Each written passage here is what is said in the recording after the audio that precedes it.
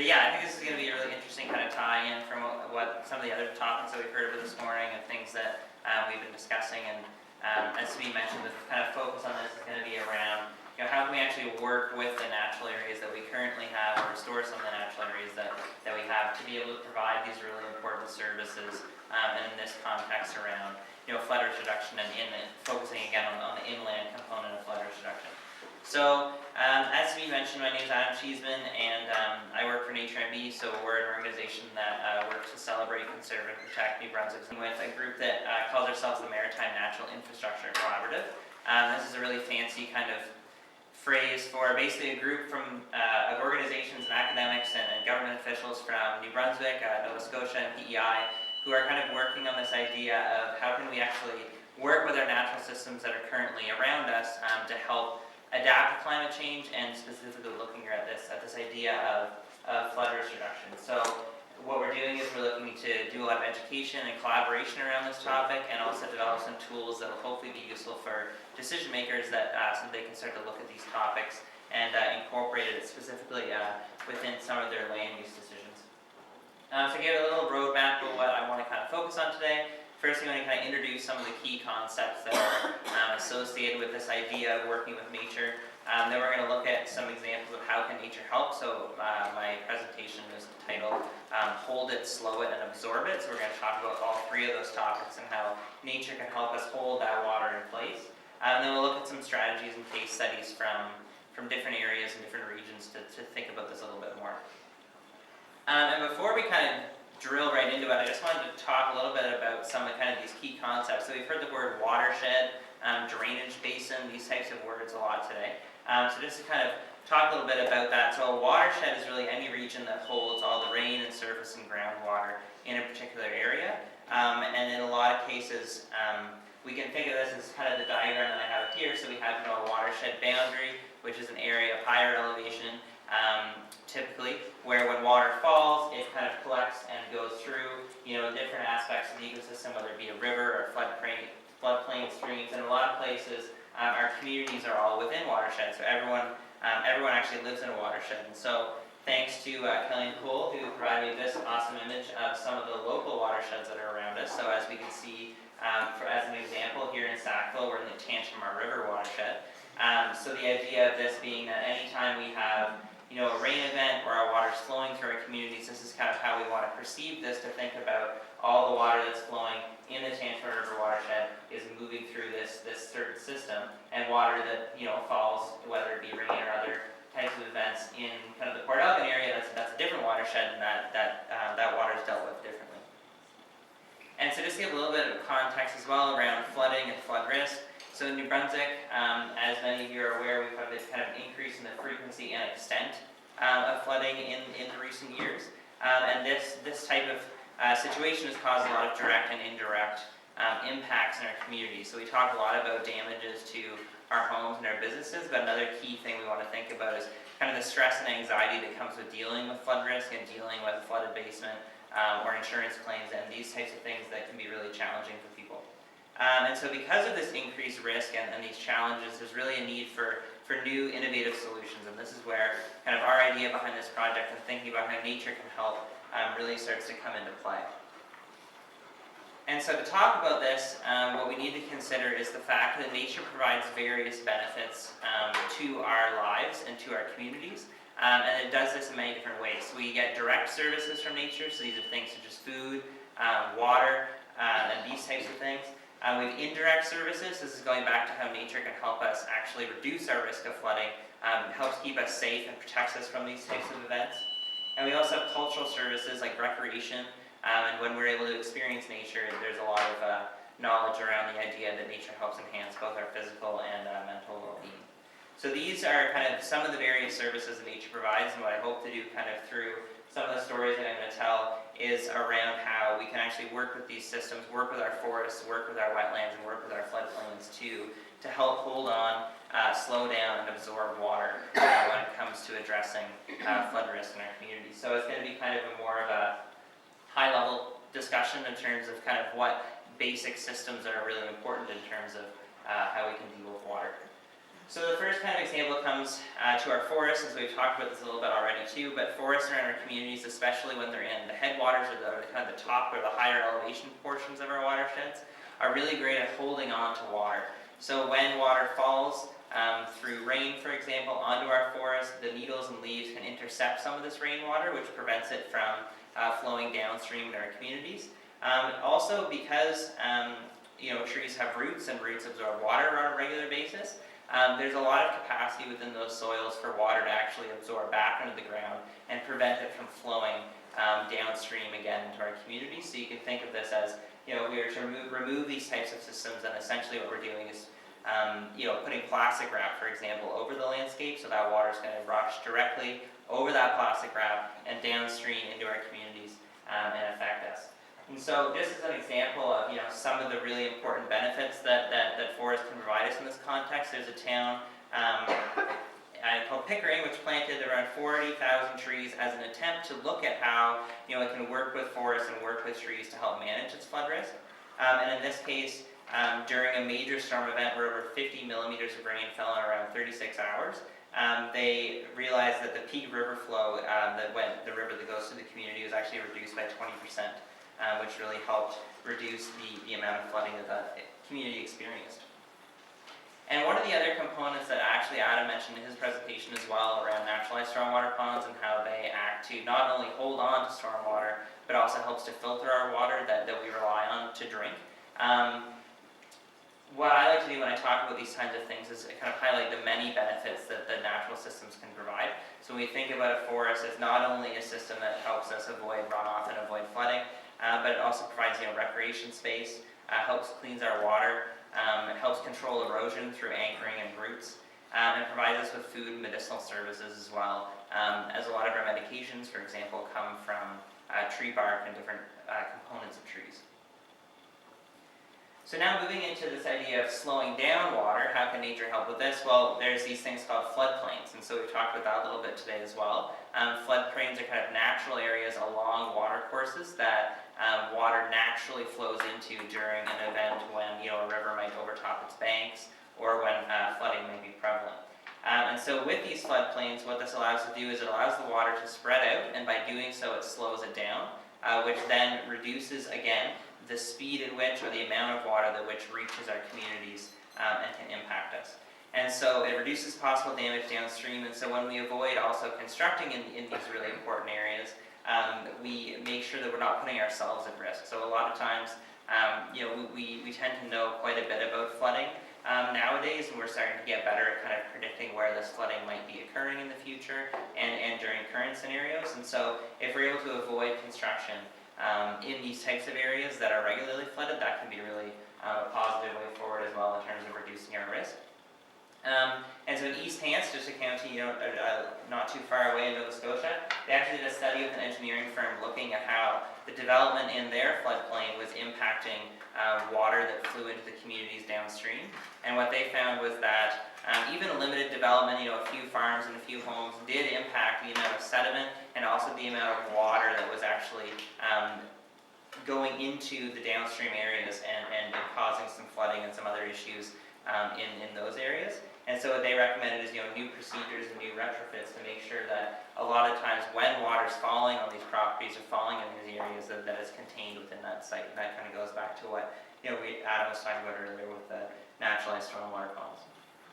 And so thinking about, there's a little schematic of a floodplain here. So when we think about how these floodplains can really act in a positive way to slow down water, so we can think about how we have our natural river system under normal conditions and under a stressful or flood risk condition where that water is actually able to spread out across that floodplain, disperse itself, slow down, instead of being channeled in one straight shot, which can definitely provide some problems. And so the third kind of example that I wanted to highlight was this idea of absorbing water. And so this is where we might come to, as an example, wetlands. So when water is able to flow into wetlands, it can be held and slowly absorbed back into the ground. So wetlands, as we talked about, act like a sponge. And they filter our water, but they also help release it back into aquifers and back into the ground where we rely on it for drinking water, for example. So this is another way that we can work with natural areas, our natural wetlands that are around us, to help reduce flood risk in our communities. And there's actually a recent report done that was released over the summer by a group in Ontario who are also interested in looking at these types of ideas. And they figured out that in a rural context, rural wetlands that are spaced around the community can actually reduce the amount of flooding by almost up to 40%. And this can translate in some cases to millions of dollars in savings from residents and from municipalities who avoid damages that would be caused by flooding to their roads and to their infrastructure and to their homes and this type of thing. So in addition to also wetlands providing that flood risk reduction service, it's important again to come back to this idea that nature provides us with a variety of benefits. And so when we're able to restore or protect these areas, for example, to manage flood water, we're also benefiting by achieving all of these other great results, which would be very expensive to reproduce without these systems. So we'll come back to that idea of how expensive it is to reproduce these systems later. But just to highlight again the various different benefits that we receive when we work with our natural systems.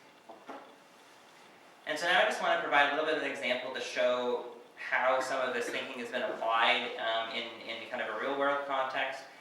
So Middlebury, Vermont is a small community of about 8,000 people with just over 2,000 households in Vermont. It has a university at the center of the town and various other amenities, so it's very similar, one might think, to a community that we sit in today.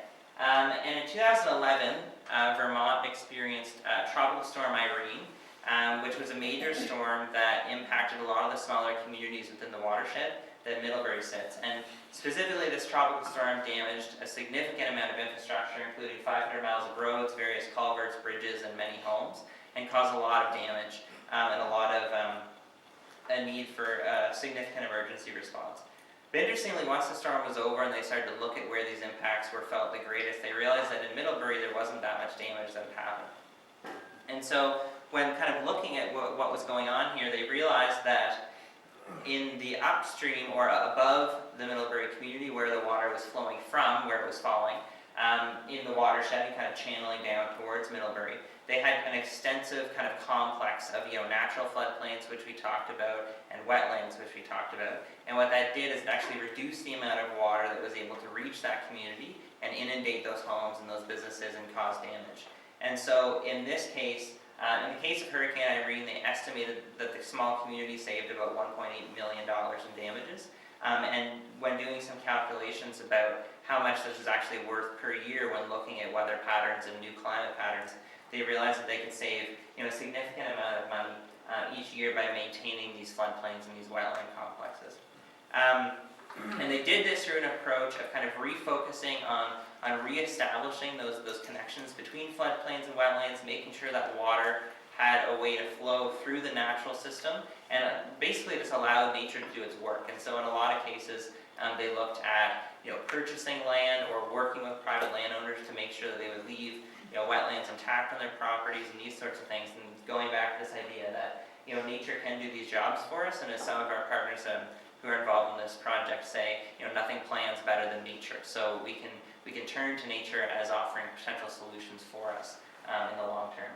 And so one interesting kind of resource that we've been looking at a lot in terms of some of the planning solutions that are used kind of at a municipal scale for these types of solutions is this Naturally Resilient Community Solutions Network website, which has a lot of resources about some of other approaches that people have used to incorporate this into their decision making. And so just to kind of go through some of these examples at a watershed scale or watershed context to kind of contextualize this a little bit better. We can think about a type of system on the left here of this graphic where natural areas are healthy. They're actually providing many free services to our community. So when we have healthy forests, as we talked about, the headwaters of our watersheds, they're providing natural air filtering services while also reducing and holding on to some of that water that could be flowing down in the system and impacting the communities. On the right-hand side, we have some practices that aren't best practice in terms of having our homes a little bit too close to the two rivers and too close to our streams, which then reduces those natural floodplains with natural wetlands, which then can put us at an increased risk. In addition, and I haven't talked really about this, but along our rivers and our streams, if we have a healthy vegetated area that is allowed to remain there, when we do have runoff from our homes and from different parts of our community, when it goes through these vegetated systems, that water quality is actually able to be improved, similar to what Adam was talking about. When we incorporate those aquatic plants into wetlands, they're actually able to filter some of that water, and so we increase our water quality.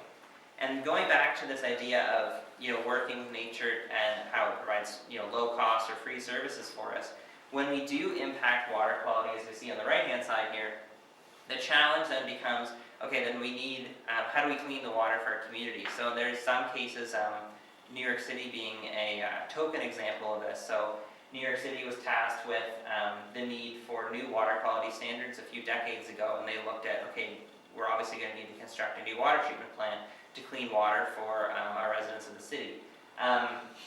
Fortunately, someone at that meeting piped up and said, oh wait, there might be another solution. And they ended up actually investing money into their local watershed. It's similar to what we've been talking about of allowing nature to do their work by purchasing land, providing subsidies to landowners to make sure they retain natural spaces on their land. And essentially they were able to save billions of dollars in terms of not having to construct this water treatment plant and allowing nature to provide those services. So when we have degraded systems like what we see on the right hand side, we need to construct these systems in some cases to filter our water, which costs us a lot of money up front, but also in terms of long-term maintenance.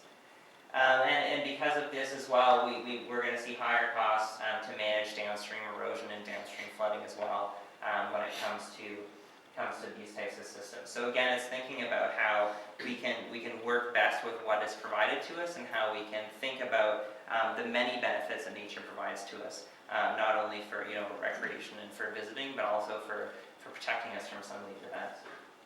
So just to kind of wrap up some of the main points, natural areas provide us with protection, and they reduce our risk. So by working with these areas and understanding how they work and revitalizing them in some context, we can be safer. It also helps us reduce costs. So in a lot of cases, studies that we are looking at have shown that natural types of approaches and solutions to working to address flood risk can be reduced if we look at these natural solutions. In addition, there's a lot of added benefits, as we've talked about today, in terms of having access to clean water, food, medicinal resources, and clean air as well. And so I just want to recognize all of our current collaborators and funders on our project. We're active in all of the communities we're currently working in, and we're working to really provide some leadership in terms of how this idea could be applied in a real world context in the Maritimes.